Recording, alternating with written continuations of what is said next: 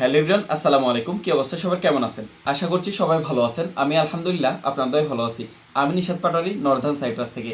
Unseen cypress Facebook page এবং YouTube চ্যানেলের পক্ষ থেকে সবাইকে স্বাগতম জানাচ্ছি। আজকে আবারও নর্দার্ন সাইপ্রাসের কিছু সমসাময়িক বিষয় নিয়ে আলোচনা করব। আমি নিশাত পাটোয়ারি প্রতিনিয়ত নর্দার্ন সাইপ্রাসের সমসাময়িক বিষয়গুলি আপনাদেরকে আনসিন সাইপ্রাস ইউটিউব চ্যানেলের মাধ্যমে জানানোর চেষ্টা করি। যদি ভিডিওটা ভালো লাগে অবশ্যই পুরো ভিডিও দেখবেন, দেখে একটা লাইক এবং একটা কমেন্ট করে দিবেন এবং আপনারা পরবর্তীতে কি তথ্য নিয়ে ভিডিও চান অবশ্যই কমেন্টস বক্সে জানাইতে ভুলবেন না। আমরা আপনাদের কমেন্টগুলো দেখে সেই অনুযায়ী ভিডিও বানানোর চেষ্টা করব ইনশাআল্লাহ। আজকে আমি কথা বলবো যে বর্তমানে নর্দার্ন সাইপ্রাসে কাজের চাহিদা কেমন বা কি কাজের চাহিদা রয়েছে, এই সংক্রান্ত নানান রকম প্রশ্ন করে থাকেন আপনারা প্রায় সময়। তাদের সেই প্রশ্নের উত্তর দেবো আজকের এই ভিডিওতে। প্রথমত হচ্ছে একটা বিষয় আপনারা মাথায় রাখবেন বা আমাদের জানা উচিত, সেটা হচ্ছে যেই কোনো জিনিসের চাহিদার চাইতে যখন এটার পরিমাণ যখন বেশি হবে তখন ওই জিনিসের তার কদর কমই থাকে। যখন আমাদের চাহিদার চাইতে আমাদের জিনিসটা কম থাকবে তখন ওই জিনিসের কদর বেশি থাকে।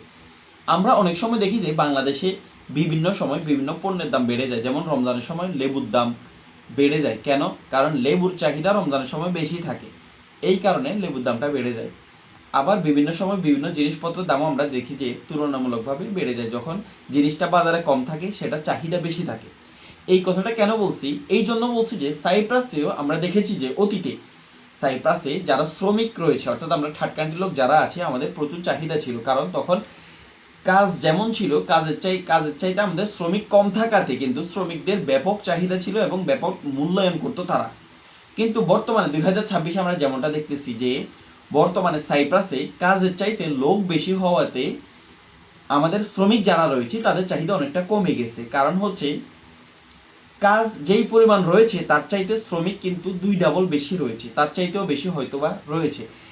সাইপ্রাস জানেন যে ছোট্ট একটা দেশ, যেটা দুইভাবে বিভক্ত। এটা আমাদের চট্টগ্রাম জেলা থেকে ছোট। এইখানে শুধু আমরা 17,000 বাংলাদেশি রয়েছি। এর পাশাপাশি পাকিস্তানি, ইন্ডিয়ান সহ নেপালি এবং ফিলিপিনি সহ আরও নানান দেশের লোকজন এই সাইপ্রাসে রয়েছে। তাছাড়া তুরস্কেরও অনেক অধিবাসী, অনেকজন লোক তারা এই দেশে কাজের জন্য আসে। যার কারণে কাজের চাইতে শ্রমিক বেশি হওয়ায় শ্রমিকদের মূল্যায়ন কিন্তু অনেকটাই কমে গেছে এই নর্থ সাইপ্রাসে। বর্তমানে নর্থ সাইপ্রাসে যেমনটা দেখা যায় যে সরকারি একটা স্কেল থাকা সত্ত্বেও কিন্তু অনেক বাংলাদেশিরা সরকারি বেতনের চাইতে কমে কাজ করে থাকে, তারা বাধ্য হয়ে। কারণ হচ্ছে দেখা যাচ্ছে মালিক পক্ষ যারা রয়েছে, অর্থাৎ আমি এক জায়গায় যদি কাজ করি তাহলে সেখানে আমাকে যদি সরকারি স্কেলে মালিক বেতন দেয়, সেখানে দেখা যায় যে সেম কাজটা করার জন্য এবং অন্য আরও কম বেতনে সেম কাজটা করার জন্য 5 জন 10 জন শ্রমিক এসে হাজির হয়ে যায় যে আপনি এদিকে এত টাকা স্যালারি দিচ্ছেন, আমাকে 30,000, অর্থাৎ এখন বর্তমানে 53,000 লিরা সরকারি স্কেল রয়েছে। কিন্তু এই ক্ষেত্রে দেখা যায় যে অনেক বাঙালি কাজ না থাকাতে তারা 30,000 32,000 লিরাতে কাজ করার জন্য রাজি হয়ে যায়। এবং আমরা ইতিমধ্যে যেমনটা দেখতে পাচ্ছি অহরহর সচরাচর অনেকগুলো কোম্পানিতে কিন্তু সরকারি বেতন ছাড়াই তারা 30,000 35,000 লিরাতেই কিন্তু কাজ করতেছে, এমনটা আমরা দেখতে পাচ্ছি। এবং বর্তমানে সাইপ্রাসে কিন্তু কাজের চাহিদা অনেক কম, কারণ কাজের চাহিদা শ্রমিক বেশি হওয়াতে কাজের চাহিদা তুলনামূলকভাবে অনেক কমে গেছে এবং অনেক বাংলাদেশি রয়েছে যাদের কাজ নাই। আপনারা ইতিমধ্যে অবগত আছেন যে কিছুদিন আগে বর্তমানে সাইপ্রাসে আফ, যেটা সাধারণ কমাইটা দিয়েছে, কিন্তু এই আফে মনে হয় 100 জনের মধ্যে 10 জন লোকও ভিসা লাগাইতে পারে নাই। কারণ বিভিন্ন কোম্পানিতে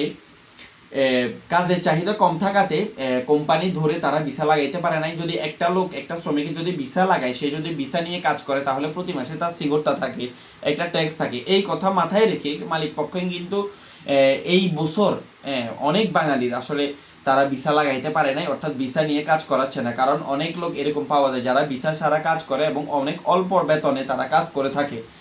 এই কারণে বর্তমানে সাইপ্রাসে কাজের চাহিদা অনেক কমে গেছে, কারণ শ্রমিকের চাইতে কাজ কম হওয়াতে কাজের চাহিদা অনেক কম। তবে যারা কাজ জানে, দক্ষ লোক রয়েছে, যারা অনেক বছর ধরে সাইপ্রাসে রয়েছে এবং যারা তুর্কি ভাষায় পারদর্শী রয়েছে, তুর্কি ভাষা যারা জানেন, তবে তারা এখনো পর্যন্ত সরকারি যে স্যালারি রয়েছে এই বেতনে কাজ করতেছে এবং ভালো কাজ করতেছে এবং তারা সরকারি স্যালারি থেকেও ভালো বেতন পাচ্ছে, এমনটা আমরা দেখতেছি। তবে বর্তমানে সাইপ্রাসে কাজের চাহিদা অনেকটাই কমে গেছে, কারণ কাজের চাইতে শ্রমিক বেশি হওয়াতে সাইপ্রাসে এখন কাজের চাহিদা অনেকটা কম বলাই চলে। তো আজকের তথ্য এই পর্যন্ত। কাজের চাহিদা বর্তমানে সাইপ্রাসে অনেক কম, তবে যারা দক্ষ রয়েছে, যাদের দক্ষতা রয়েছে তাদের ব্যাপক চাহিদা এখনো পর্যন্ত রয়েছে। যারা ভাষা জানে তাদেরও কাজের এখনো কোনো সংকট দেখা যাচ্ছে না। তো ধন্যবাদ সবাইকে ভিডিওটা দেখার জন্য। যদি ভালো লাগে অবশ্যই লাইক কমেন্ট করে দেবেন, আর পরবর্তী ভিডিও কি বিষয় নিয়ে চাচ্ছেন অবশ্যই কমেন্টস করে আমাদেরকে জানাবেন। ধন্যবাদ সবাইকে, যারা চ্যানেলটিকে সাবস্ক্রাইব করেন না অবশ্যই সাবস্ক্রাইব করে দেবেন। আসসালামু আলাইকুম।